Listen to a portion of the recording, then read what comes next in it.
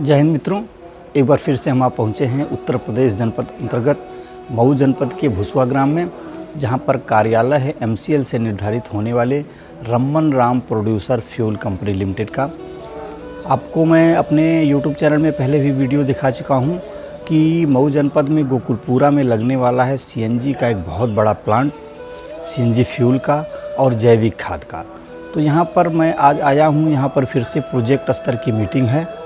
विभिन्न गाँव के जो प्रोजेक्ट में रुचि रखने वाले लोग हैं इस कंपनी से संबंधित, वह आए हुए हैं और यहाँ के जो फाउंडर प्रेसिडेंट है इस कंपनी के और जो डायरेक्टर हैं मंजेश चौहान जी, वह किसानों को नेपियर ग्रास की खेती और नेपियर ग्रास की खेती से इस प्लांट में बनने वाले CNG फ्यूल और जैविक खाद के उत्पादन के बारे में बता रहे हैं। और वह जो प्रोजेक्ट लगने वाला है गांव स्तर पर या नया पंचायत स्तर पर, उस प्रोजेक्ट के बारे में जानकारी दे रहे हैं तथा किसानों का इसमें कैसे पंजीकरण होगा, किसान कैसे लाभान्वित होंगे, इसके बारे में सारी जानकारी यहाँ के जो फाउंडर प्रेसिडेंट हैं मंजेश चौहान जी वह दे रहे हैं।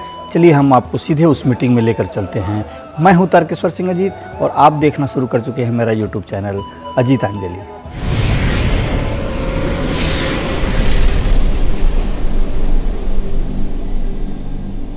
अब भारत आत्मनिर्भर बने ईंधन के क्षेत्र में, और कहीं ना कहीं ये कार्य किसान कर सकता है। जैसे मैंने बताया कि कृषक एक ऐसी महत्वपूर्ण चीज़ है जिसने खूब मेहनत किया तो 1960 में हरित क्रांति ला दिया। वो कृषक ने किया और किसी ने नहीं। वो कृषक ही कर सकता था और कोई कर भी नहीं सकता था।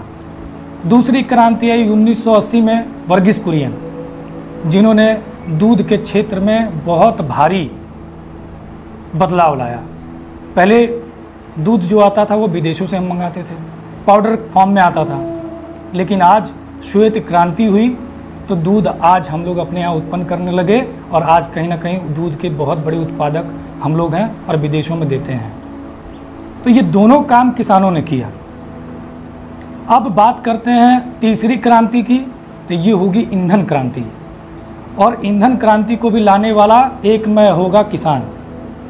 अब मैं यहाँ बात कर रहा हूँ कि ईंधन क्रांति अगर किसान लाएगा तो किस रूप में लाएगा, क्या करेगा।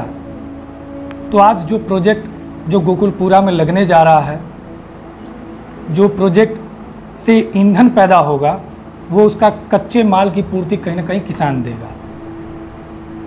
किसान बहुत महत्वपूर्ण है और अगर ईंधन क्रांति आती है तो उसमें सबसे बड़ी भूमिका के रूप में किसान ही उभर के आएगा।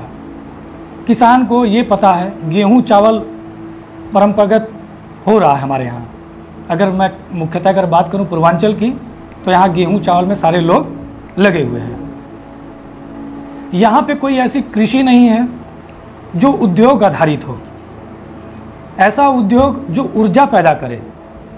आज भारत सरकार की सतत योजना और स्वच्छ भारत मिशन के तहत ये प्रोजेक्ट लगने जा रहा है, जिसमें भारी संख्या में किसान जुड़ेंगे और अपने खेतों से जो उत्पादन देंगे, कहीं ना कहीं उससे फैक्ट्री चलेगी और जब शुद्ध ईंधन वहाँ से निकलेगा, CNG निकलेगी, बायो CNG।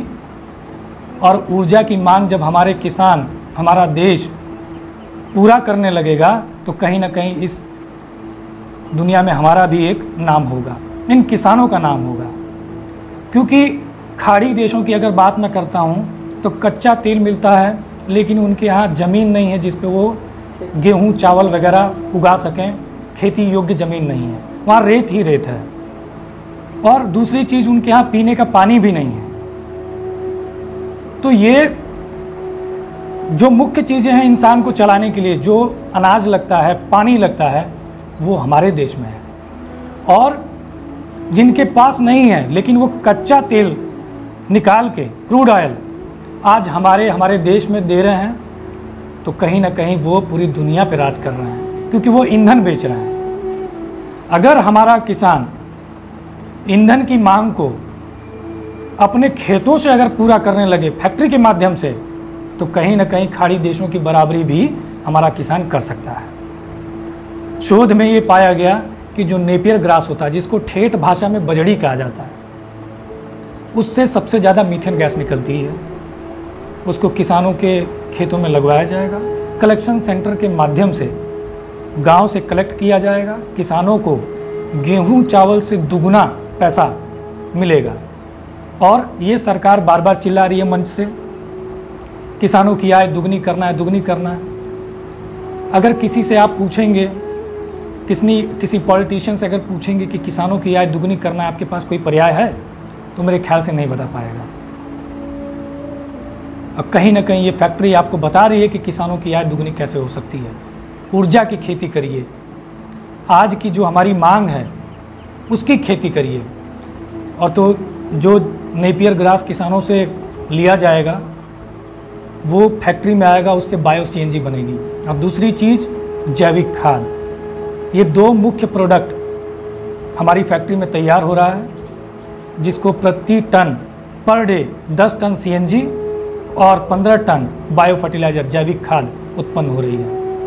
ये दोनों किसान अपने खेतों से पैदा कर रहे हैं, फैक्ट्री निकाल के दे रही है। अब कहीं ना कहीं ऊर्जा की मांग भी हमारी पूरी होगी, प्रदूषण से भी बचेंगे, क्योंकि सीएनजी जो होती है उसमें प्रदूषण के कार्बन की मात्रा 0 होती है।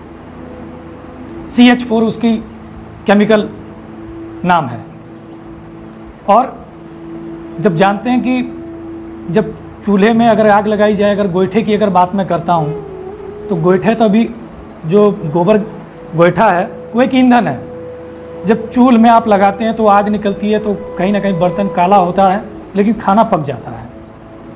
दूसरी चीज़ ऐसी, उसी गोबर को अगर हम लोग गोबर गैस प्लांट में डालते हैं, पानी के साथ मिक्स करते हैं और हवा निकाल देते हैं उसमें से, और जब वो गैस उसमें से सड़ती है, गैस निकलती है, उससे हम लोग खाना पकाते हैं, तो खाना उसमें भी पकता है, लेकिन बर्तन काला नहीं होता है।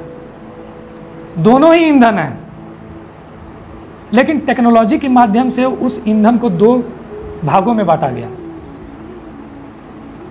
तो ये एक छोटा उदाहरण हो गया, और जो फैक्ट्री लगने जा रही है वो बड़ा उदाहरण है। 10 टन मतलब 10,000 केजी सीएनजी पर डे पैदा होगी, और जो किसान उगा के दे रहा है उसको रियायती दर पे उसका रजिस्ट्रेशन होगा हमारे किसान संगठन में, जिसकी फ़ीस मात्र 500 रुपये है। 250 रुपये उसकी प्रोसेसिंग फ़ीस और 250 रुपये उसके शेयर्स के अमाउंट है।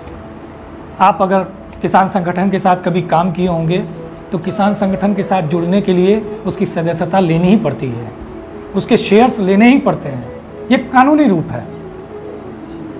तो मैं किसानों को इससे जुड़ने के बाद तमाम लाभ जो होंगे, किसान अगर हमारी फैक्ट्री के लिए बरसों माल देगा, किसान हमें लाइफ टाइम तक माल दे रहा है, तो किसान का मेडिकल ख्याल रखना, एजुकेशन का ख्याल रखना, उनके शादी ब्याह में लगने वाले पैसे का ख्याल रखना, और रियायती दर पे सीएनजी, रियायती दर पे जैविक खाद, और छठवीं सबसे महत्वपूर्ण चीज़, जो किसान हमारे साथ रजिस्टर्ड हो रहे हैं उन्हीं के बच्चों को प्राथमिकता पहली नौकरी की रहेगी।